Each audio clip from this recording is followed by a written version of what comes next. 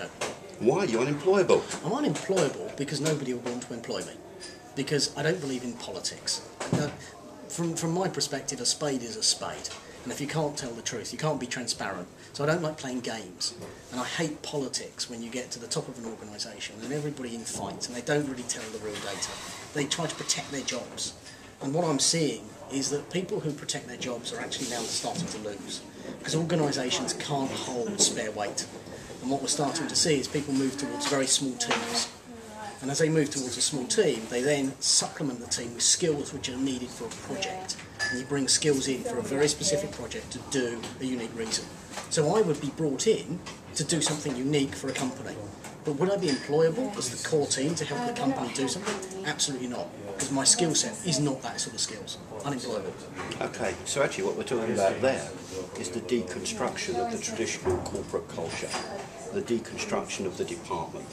Is that a future vision of work? I don't think it's even a future vision. I think if you look at, say, the Daily Mail Group, they're already there. You look at any media project, you look at a film that's being produced from Harry Potter, they all work on this basis. They've got an idea, they've got a core team raises some funding, they put the dead people together, they bring them in, they deliver the film, they disperse.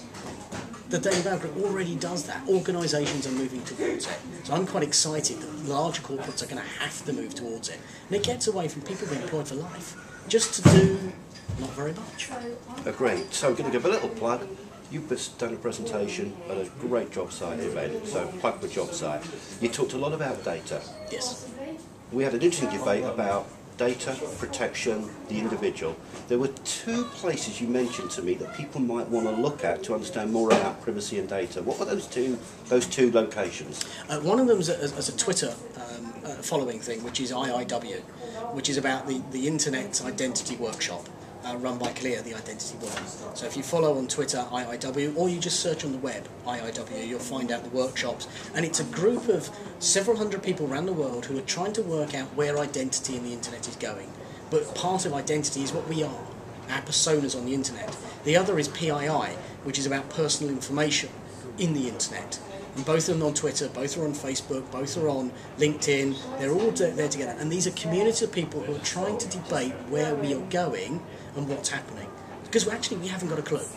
Nothing is firm. And this is the beauty about it. We're at a cusp, we can see where it is and it's all exciting. And we kind of like get scared and pull back, but the kids, they're already over the hill. They're already immersed in the bath, trying to work out how they now get value from it. Okay, so maybe an old man's question. Data. Is there a beginning and is there an end of the trail, or is it just what is? So some of the questions that come up when you look at data is when do kids actually end up having their first digital footprint? It's pretty evident now that parents start kids' digital footprints because they're starting to post, before they're born, images of the unborn baby. But not only that, they're starting to post what clothes they're buying for their unborn baby, what nursery things they're doing, what recommendations they're picking up. So before the child is born, their digital data is starting. So then what happens at the end of life is the other one.